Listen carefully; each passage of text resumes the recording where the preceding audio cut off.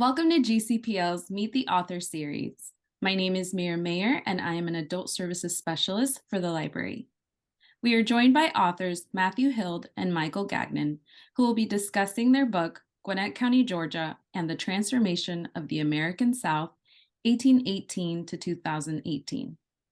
Now I would like to introduce our authors. Matthew Hild teaches history at the Georgia Institute of Technology and lives in Atlanta, Georgia. He is the author of Greenbackers, Knights of Labor, and Populist Farmer Labor Insurgency in the Late 19th Century South, Georgia. Michael Gagnon is an associate professor at Georgia Gwinnett College and lives in Flowery Branch, Georgia. He is the author of Transition to an Industrial South, Athens, Georgia, 1830 to 1870. Please welcome Matthew Hild and Michael Gagnon. Thank you for having us. I'm going to share a PowerPoint with you about our book. Okay, well, welcome. We've been trying to do this talk for some time. It's been delayed several times due to weather and other items. We're so very happy to be allowed to do this talk today. And I just wanted to let you know how to get the book if you wanted it. So to order online, just scan this QR code with your camera, click the link to UGA Press website. It should take you directly to their order form. Fill out the form with your information. Be sure to use the promo code here below for a 30% discount. That code is 08AUEV. The letters are all in caps. And that will give you a 30% off of the list price, which for paperback is $34.95. My name, as they mentioned before, is Michael Gagnon. I'm actually a professor of history. I got a promotion at Georgia Gwinnett College. I'm located in Lawrenceville, Georgia. And I was recruited by the Gwinnett Historical Society in 2017 to write a historical pamphlet about the county for their bicentennial celebration. I wrote about 10,000 words, turned it in, and they said, well, we only have room for about 3,000. So we had to cut back quite considerably. And I said, well, what did I do with the rest of it? And they said, well, why don't you write a book? And I took that advice to heart. And I invited my friend Matt to help me put together a collection of authors, because basically, if I had written the book, it would have been like any other local history. It would not have been as scholarly as I would have wanted it to be. Historians focus on specific eras. I'm really good at before the Civil War. And if I went into those other areas, I would be less proficient at them. So instead, we contacted numerous historians. We probably talked to at least 100, literally. And we found 16 authors, 16 scholars who had the time to invest in this project, which actually took from 2017 until last year, the summer of 2022, for it to come to full fruition and get published. So it gives you an idea of how long it takes. And this was on a fast track. It takes 4 or 5 years to write a scholarly history and get it published. 2 of our authors had to drop out for various reasons, but we did find ways to include their stories. And we wanted a scholarly history so that it would reflect the current state of what we know about Southern history and use Gwinnett County to tell that story. So we'll let Matt do this slide.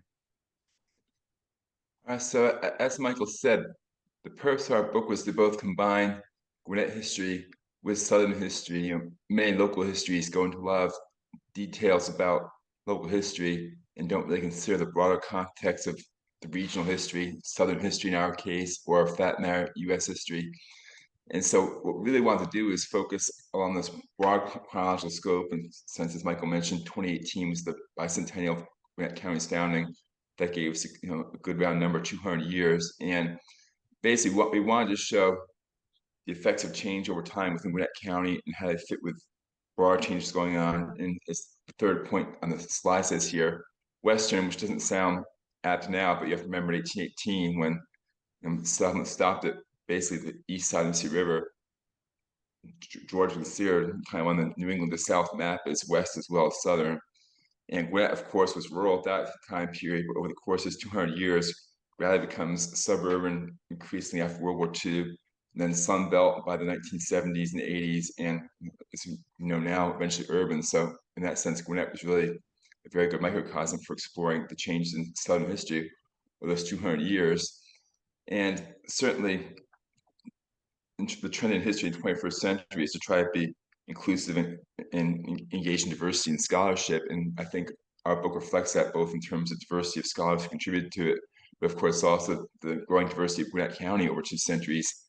And so Michael and I really took pains to make sure that we incorporate that into the book. And again, Gwinnett is a very good microcosm for that.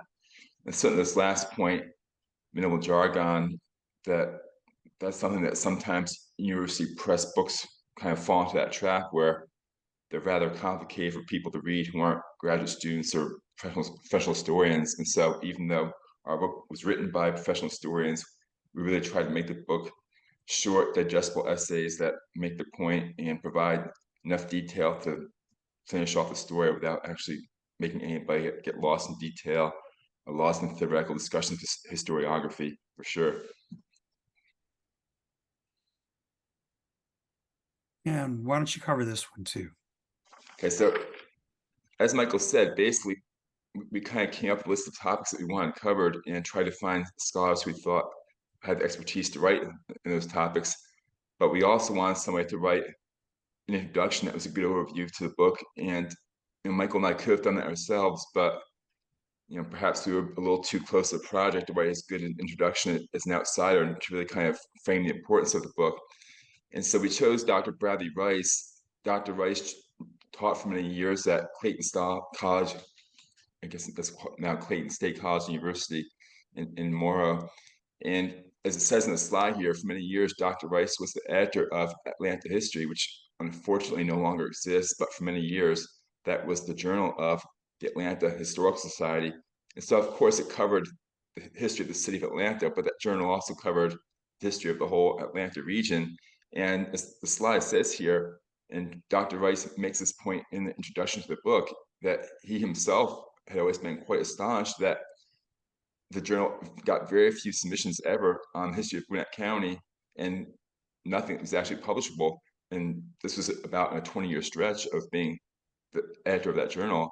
And so Dr. Rice offers some thoughts in the introduction about why he thought that was, and basically concluded that it was high time that somebody wrote a study about Gwinnett County. And the introduction explains this a little bit too, but for example, there's been an awful lot written on the history of the city of Atlanta and quite a bit written on the history of Cobb County and Decatur and DeKalb County. And there's really a glaring hole in terms of Gwinnett County not getting coverage by historians. So Dr. Rice really both drove that point home and helped situate the story of Gwinnett County, the history of Gwinnett County within the broader history of the metropolitan Atlanta area. I recruited Dr. Cook, who is an assistant professor of history at Georgia Gwinnett College, where I teach. He earned his doctorate in history from Emory University, and his chapter looks at Gwinnett County before it became Gwinnett County. So, which is why he used the little twist there, Gwinnett County before the button. Essentially, he looks at the treaties that both the Cherokee and the Creek signed, giving away the eastern edge of the Chattahoochee River in the portions that became Gwinnett County. The Creek and the Cherokee nations east of the Chattahoochee split their boundary, which was rather porous, but their boundary roughly went from modern-day Suwanee up through Decula at Hog Mountain, roughly, though it was a very porous boundary. And so Gwinnett County spans both of those nations. And part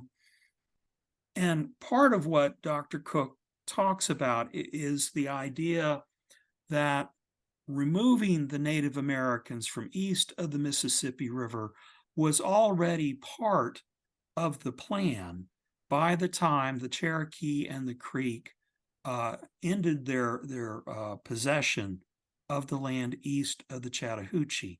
And remember, from 1818, when these two treaties were completed, until 1838, the boundary between Georgia and the Cherokee and Creek nations was the Chattahoochee River. So Gwinnett County is very much a Western place up until 1838, because you would come in regular contact with Native Americans who owned and had sovereignty over their own territory. Lisa Crutchfield, as the slide says, is an assistant professor of history at the University of Lynchburg in Virginia, and she earned her doctorate in U.S. history at the College of William and Mary in Virginia and her master's degree in history at the University of Georgia.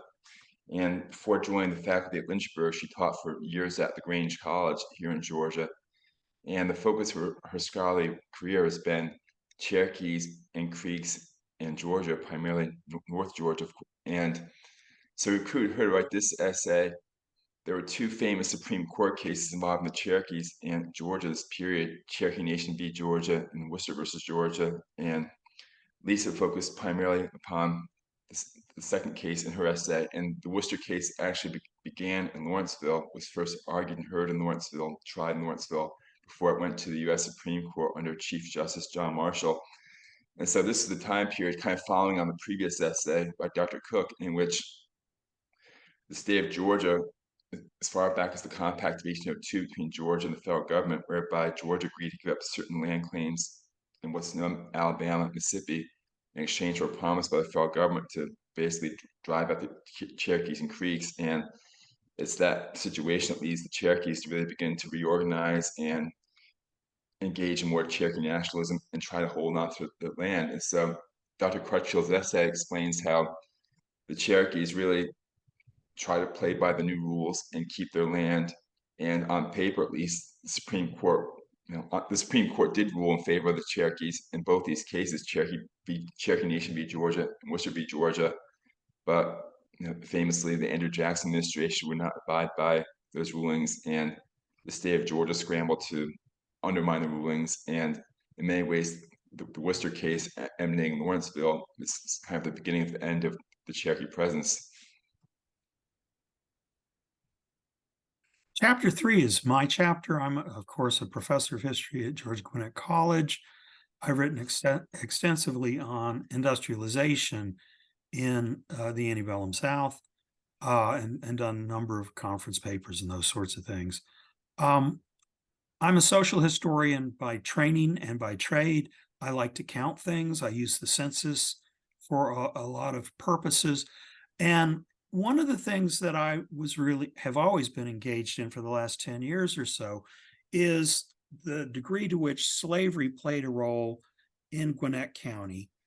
And by using census data and local histories, I was able to uncover that Gwinnett County is roughly 20% enslaved, and that 20% of all households contained enslaved people. So the takeaway here on my chapter is that slavery was indeed it was not as significant as you might find in the Cotton Belt and places around Eatonton or Sparta or other areas where they were more than 50% enslaved.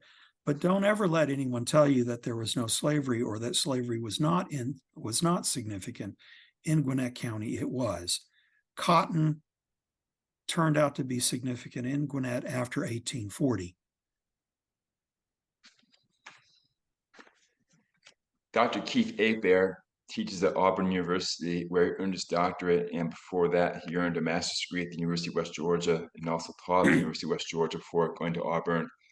And we recruited him because at the time that we were writing this book, he had just published a book about secession, the Civil War in Bartow County, kind of on the other north end of Metro Atlanta, if you will.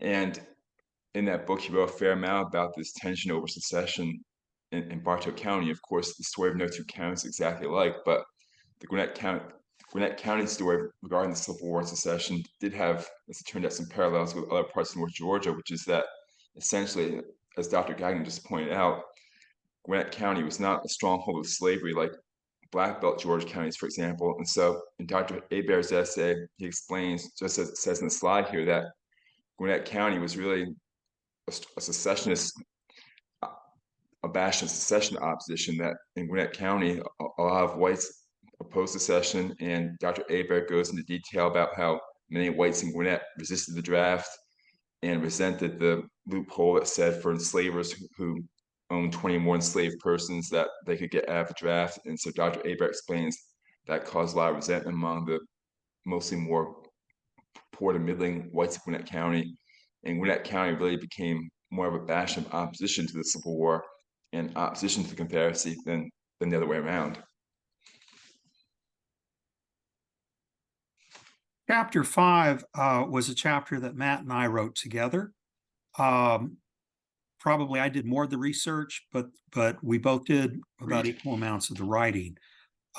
In this research, we found that Reconstruction was a period of terrorism in Gwinnett County, as it was throughout the South, in which African Americans and their white allies did their best to withstand the terrorist assaults sometimes, and that the lawlessness of the era because of this domestic violence, that was this domestic terrorism that was taking place, results in part in the burning of the courthouse, which strangely, it was Ku Klux Klan who burned it down, the Gwinnett County Courthouse, but it wasn't because of race. It was because the leaders of the Klan had been caught moonshining by the sheriff, and in order to destroy the evidence held against them, they burned down the courthouse and then terrorized everyone who might then testify against them in court. So they were never prosecuted. There were no prosecutions. So this chapter starts in late 1864. It lays out what is going on with the Freedmen's Bureau in Gwinnett County in particular.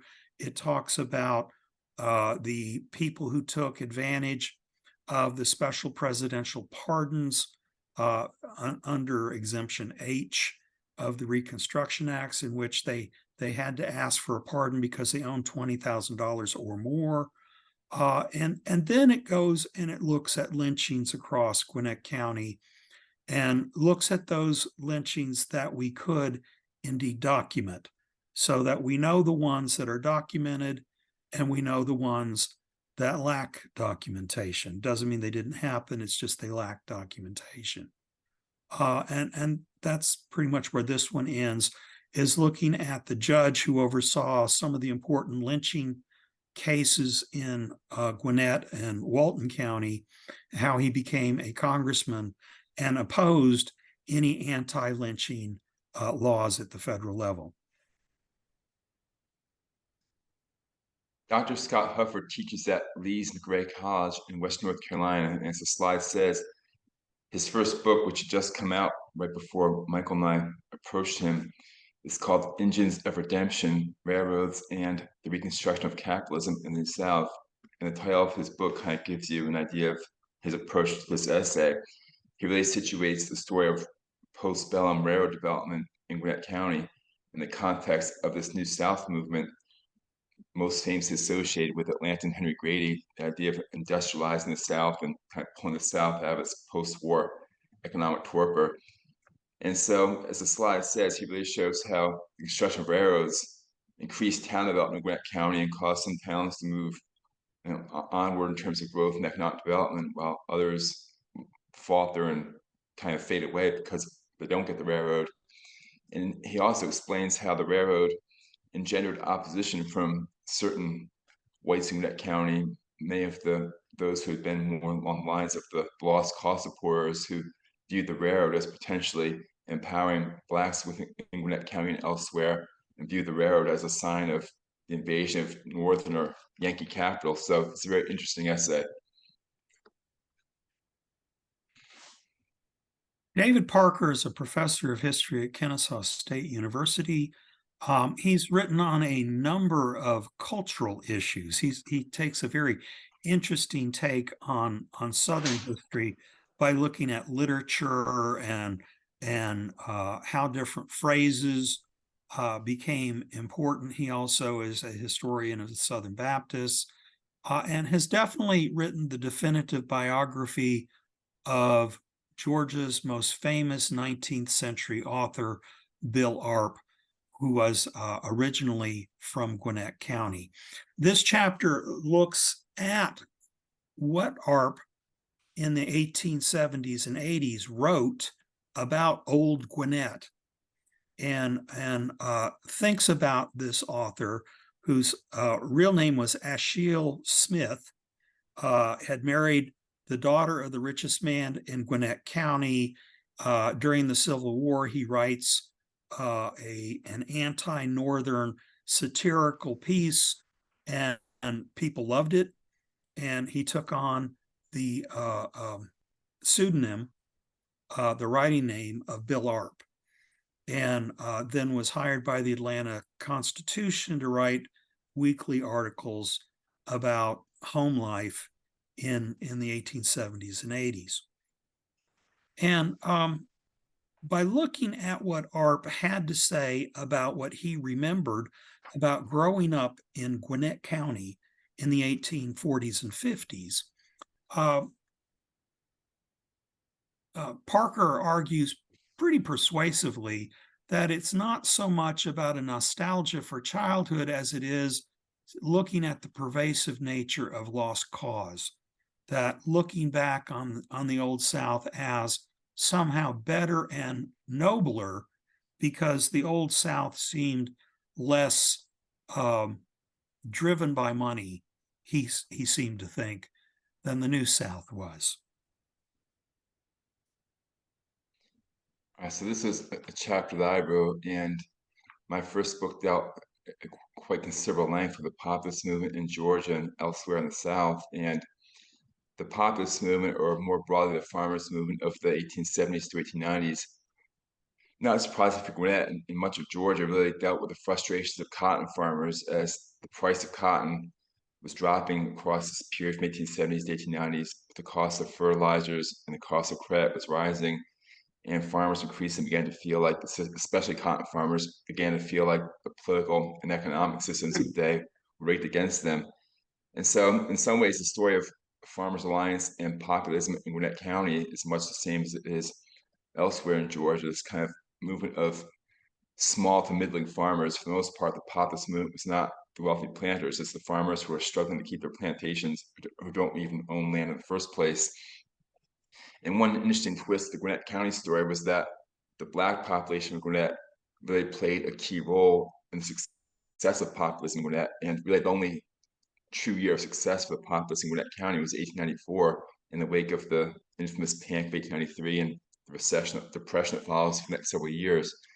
But in 1894, the populists do take control of Gwinnett County for about a 2-year period. And in parts of Georgia where the black population was heavy, race baiting and racial divisions really stopped that from happening. But in Gwinnett County, the black population was too small for that to really work, to make any claims about black domination. Yet, and blacks could still vote in Gwinnett County in 1894. Black and women can't vote anywhere in Georgia at the time. Black men could. And so in Gwinnett, the black population is really a swing vote that makes populism briefly successful in Gwinnett County.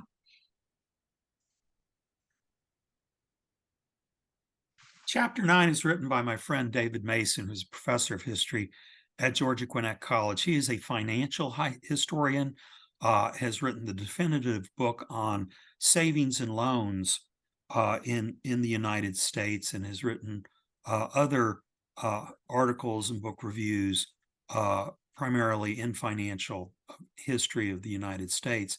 And as a business historian, he looked at the life of Buck Buchanan of Norcross, Georgia, who was one of these self-made men of Gwinnett County. Buck Buchanan was an orphan from Decatur who was adopted by a couple in Norcross. He grew up very close to the railroad depot in Norcross. And of course, at the railroad depot was the telegraph office. And so by the age of 9, he was working in the telegraph office, running errands and doing things, and learned how to be a telegrapher. And that was the start of his career, because in the late 19th century, the 1880s and 1890s, the way that information was transmitted across the US was through telegraphy. There were, telephones by the 1890s, but almost all information went by telegraph. And so telegraphers were the first people to receive that information. Buchanan will go across the country learning about telegraphy, using telegraphy, learning about particularly the financial information, winds up becoming a stockbroker in New York City, where he uses his telegraphy information to set up branch offices across the country. And then he almost starts a depression in 1908 in order to save himself from some seriously bad investments. He and his house almost drove the Wall Street stock brokerage industry under in a single day.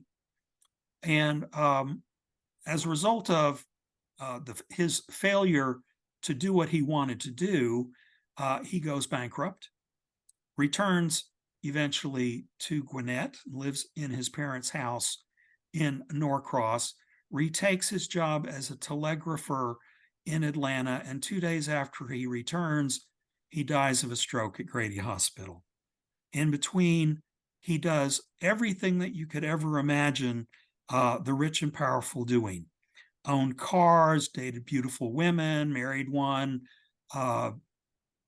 gave tremendous amounts of money away to friends and family and for philanthropy.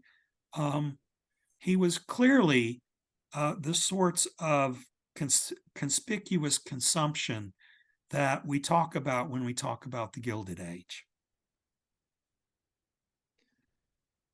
Dr. Will Bryan is an environmental historian based here in Atlanta, and his essay on the boom and bust of cotton culture in Gwinnett County in many ways was a good dovetail to the essay that I wrote 2 chapters earlier in the book, whereas my essay looked at the beginnings of the problems of cotton cultivation for farmers economically and as a viable long-term strategy.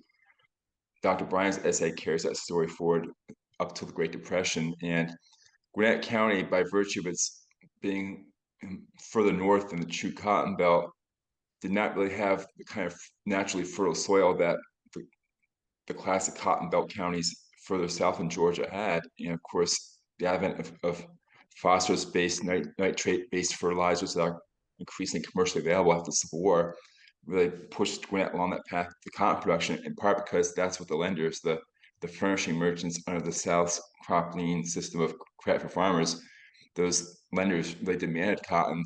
And so a lot of Gwinnett farmers really had no choice but to go. Now, granted, many of them did so willingly, but nevertheless, in some ways, had no choice but go down this path of increasing cotton cultivation.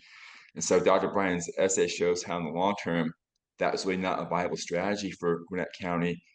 Gwinnett's cotton soils, even with fertilizers, weren't as productive as further to the south. And long-term cotton production, even with the use of commercial fertilizers, really has a very detrimental effect on the fertility of the soil in the long run. So by the time the boll weevil comes along in the 1920s and cotton prices crashed in the 30s and FDR's New Deal programs encouraged farmers to diversify in the South, by that point, a lot of the soil in Gwinnett is just leached. It's no longer productive farm soil. And it's kind of tying with one of the bigger themes of the book, one of the points that Dr. Bryan's essay makes is that within a couple of decades of the end of productive cotton farming in Gwinnett County, a lot of that land ends up being sold to developers for things like subdivisions and strip malls because it really can't be farmed anymore. Chapter 11 is about Alice Harold Strickland of Duluth, Georgia. The author is Dr. Carrie Shellman, an associate professor of history at Georgia Gwinnett College. She earned her master's degree at the University of Georgia and her doctorate from the University of Florida. She's written previously on Southern women in the Progressive Era. And she looked at Alice Harold Strickland, the first female mayor of a town in Georgia. Strickland was elected for a one-year term in 1921 on the basis that she would rid Norcross of demon rum. So she was a strict prohibitionist.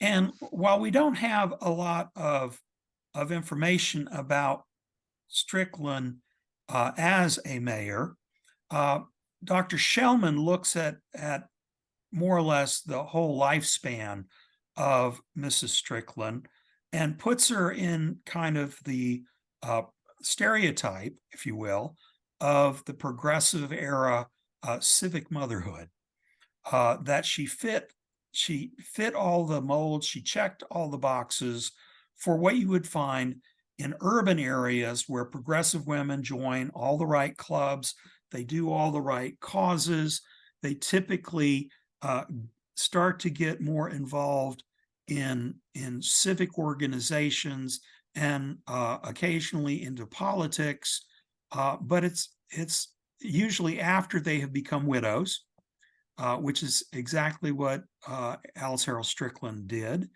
And what she found really interesting about Harold was that, about Strickland, was that she's in a rural setting rather than an urban setting. Typically, you find people like this, and Strickland was actively involved in suffragism, getting women the right to vote, took the cause, was one of the people who was interviewed by the Georgia legislature when they were considering and turned down the amendment to allow women to vote.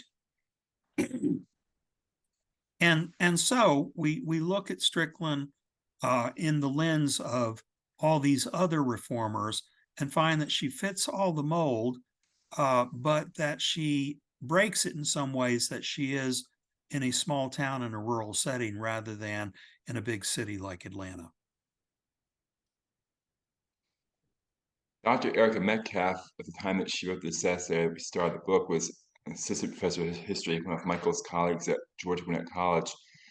And she's written a lot about the Great Migration of African Americans out of the South, which began during the World War I era, when Blacks increasingly fled the South from northern cities to look for job opportunities that weren't available for them in the South, and also to flee from Jim Crow and to be able to vote in northern cities and states, which they really couldn't do in the South at that time. And for about five and a half decades, from World War I until about 1970, that's where the trend in Gwinnett County and elsewhere in the South too, that African Americans are leaving for other locations, mostly in the North or the West, leaving the South in greater numbers than coming to the South. But after the success of the Civil Rights Movement, so the Civil Rights Act of 1964, ending Jim Crow, and the Voting Rights Act of 1965, putting an end to Black disfranchisement in the South, then that trend begins to return. And Gwinnett County very much reflects that too, that beginning with the 1970 census, from that point on, Gwinnett County experiences a net influx of African Americans after decades of being just the opposite. And so she really uses local examples to kind of drive that point home. One of the figures she talks about in her chapter was the famous heavyweight boxer Ezra Charles, the heavyweight champ of the world from 1949 to 1951, and how he himself was a native of Gwinnett County, but his family left for Ohio when he was a small boy, and he rarely returns to Gwinnett County during the rest of his life, because basically his life is his adult life is still in the Jim Crow era, and so he never really comes back to Gwinnett County on a long-term basis. But she goes on to explain that towards the end of the period covered by her essay in 1980, you do see many Black families who've had roots in Gwinnett returning to the county, which is kind of illustrative of the bigger trend. And I might add that hers is one of the longer essays in this book, and most of our essays average about 7 or 8 pages, perhaps as many as 10, and hers is about 10 to 12. In part because she's covering such a long period of time, and she includes a number of different issues as she's dealing with Black outmigration and then the return as well. Chapter 13 is by Catherine Nikolic, who earned her master's degree from Georgia State University, wrote her master's thesis about Gwinnett County as a Sunbelt, pretty much a Sunbelt county. And she was also a undergraduate student at Georgia Gwinnett College, which is how I got to meet her. She looked at Gwinnett County and its preservation movement in the 1970s and 80s, and looks at the 3 women who, 2 of whom were preservationists, and one of whom was Gwinnett County's first female county commissioner, Charlotte Nash. And not Charlotte Nash, Lillian Webb.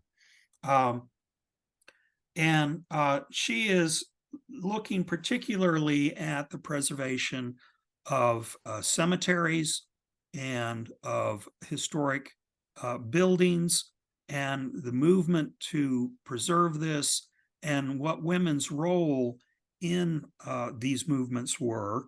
And she looks particularly at Gwinnett Historical Society and the 2 women who played a major role in the 1970s in moving Gwinnett County's historic preservation movement, and the conflict with developers that takes place in the Hamilton Mill area over the Elisha Wynn House area.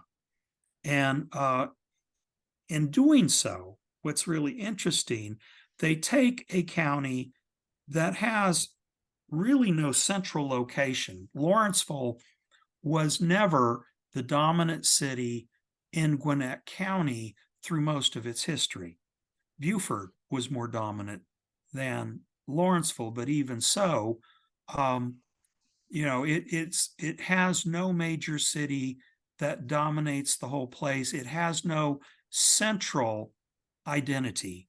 And so part of her argument here is that in preserving Gwinnett County's past, they are in search of crafting a local identity of what the county actually meant and what it stood for. And she looks at 2 women who are in the preservation movement and one who is a political force in the county, to see the different ways that women in the county approach this idea of forging a local identity for the county. Dr. Edward Hatfield earned his master's degree in history from UGA and his doctorate from Emory, and his scholarship is really focused on mass transit in the Atlanta region, most notably MARTA, and how that kind of went hand in hand with urbanization. And of course, I think it's pretty well known to Metro Atlantans that both Gwinnett and Cobb County over the last roughly half century have fought hard to keep MARTA out overall. And so Dr. Hatfield, in his essay, really explains the history of that in Gwinnett and kind of the push and pull that there's been over years in this effort by some to get MARTA in, so far more successful effort by others to keep MARTA out. And he also examines how, at the same time that battle over MARTA is being played out, but nevertheless, and he kind of, the title of the essay hints at this, of malls in MARTA, that of course Gwinnett County became, during the 1980s into 1990s, a real center of retail, not just in Metro Atlanta, but in Northeast Georgia with Gwinnett Place Mall and the Mall of Georgia. And of course, in recent years, those malls, certainly Gwinnett Place, have fallen upon rather hard times. So he really traces this arc of kind of the rise and fall of the retail culture of Gwinnett County. Gwinnett County is this kind of regional retail hub, and also how the issue of MARTA has sort of been revisited in Gwinnett in recent years, and still hasn't come to pass. And actually, his essay leads pretty nicely into the next one that Michael discussed, because Dr. Hatfield's essay talks about the increasing racial diversity that begins to emerge in Gwinnett County during the 1980s in particular, that really paves the way for Gwinnett's development as one of the most racially diverse counties, in the United States. Which brings us to Dr. Marco Manalo's essay, Chapter 15, From Burbs to Pueblo, Mass Immigration in Gwinnett County's Demographic Revolution. Dr. Manalo is a professor of history at Clayton State University in Morrow, Georgia. He's written extensively on the global impact of the South, particularly with manufacturing coming to places like South Carolina. His first book was Guten Tag, Y'all, Globalization in South Carolina Piedmont, looking at particularly the auto industry going to places like South Carolina.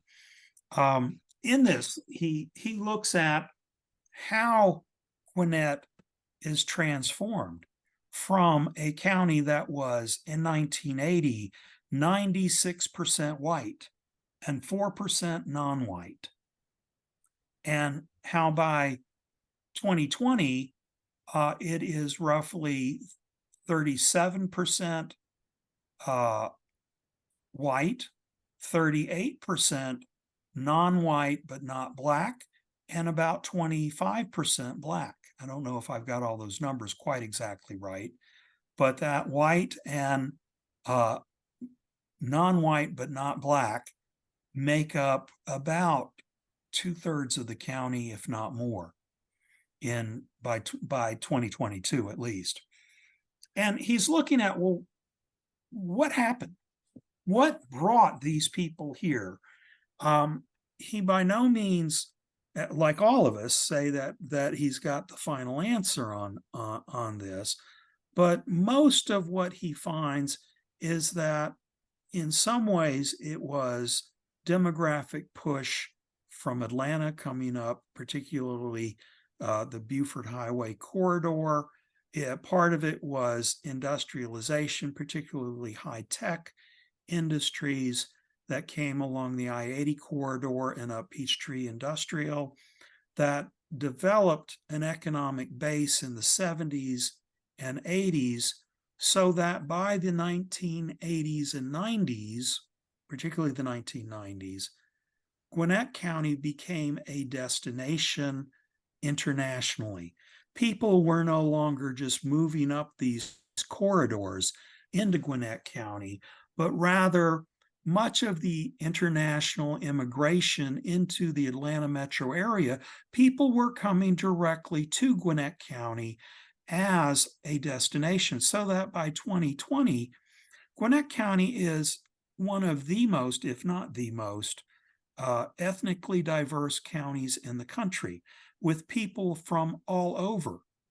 You cannot say, oh, it's a Hispanic population, or it's an African population, or it's an Eastern European population, or Southwestern Asian, or South Asian. We have it all, as the Chamber of Commerce likes to say in Gwinnett. And so he looks at not only trends across the South, but where are all these people coming from, and in some ways, what does it all mean? And for afterward, we invited Dr. Julia Brock of the University of Alabama to do this for us, to make this contribution to the book. And prior to being at the University of Alabama, she was the public historian at the University of West Georgia.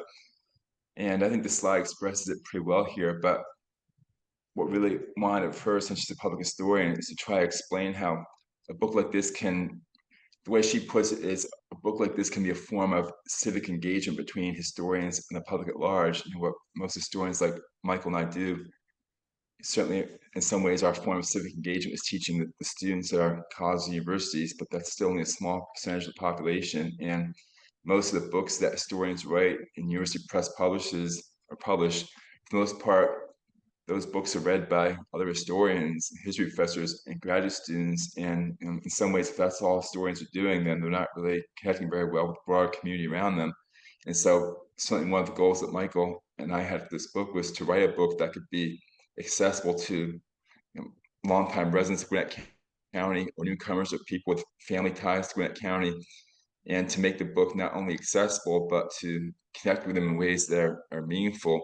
And so that's what Dr. Brock's essay really tries to do, is explain how a book like this can actually be a form of civic engagement with the broader public in the county, and also to help start discussions about not only where has that county been, but where is it going. And certainly the last essay that Michael just summarized certainly raises a lot of issues that are very much timely and relevant in Gwinnett County right now. And so is the previous chapter by Dr. Hatfield. And so that's where the point of Dr. Brock's conclusion to the book is to really explain how a book like this can serve a broader role within the community than just being another book written by academic historians. Now, this slide, of course, was intended to be at our face-to-face session back in January, where we would take questions from the audience, and we would love to have your questions and answer them at perhaps some future venue. I want to add, kind of use this as a moment to kind of, conclude and summarize what we were about in this book. Part of what we are about is to make everything accessible. But we also want to say this is not the last word. This is, a series of stories that we can tell, but there are lots more stories out there that we left out. Stories, of real import that serious historians could have addressed, but that we simply didn't have enough room in the book to include, and we could not find people with the time to approach the stories. Let me give you an example. In the 1950s, the Buford rock quarry prison off of what is today I-85 up in Hamilton Mill made national news multiple times as one of the worst prisons in the country. It was a prison for incorrigible prisoners. This is where they sent the worst of the worst in Georgia, and they escaped quite often. And there were allegations of serious abuse quite often. And this is the sort of story of incarceration that has been explored in other places that could have been a major story here had we found a historian who had time and interest in pursuing this story. Again, we know where the sources are to do this story. We just need to find someone to do it. And so the corollary of this, that there are more stories out there, is that we also did this, and I believe Julia Brock talks about this in her afterword, is that this is a model for other people to follow. We would love to see other people, other historians, do what we have done at the county level in other places. Because history, like politics, is local. It's always local. The stories are told locally, but they have national or regional import. And that's why we did what we did, is to show that Gwinnett County is not just this sleepy rural place that somehow stumbled into suburbia and became more urban as merely an appendage of Atlanta, but that it represents a longer trend in Southern history. Matt, you got anything to add? I think that sums it up well. Okay. Well, I hope you buy our book, and I hope you enjoy reading it. Well, thank you so much, Professor Gagnon, Professor Hild, for this wonderful presentation. Of course, Gwinnett County has such a rich history and a long one. So I think you did a wonderful job of putting all of that together. Again, thank you so much for your time. Thank you for the presentation. I'm glad we were finally able to do this. Me too. Thank Highly you for having us.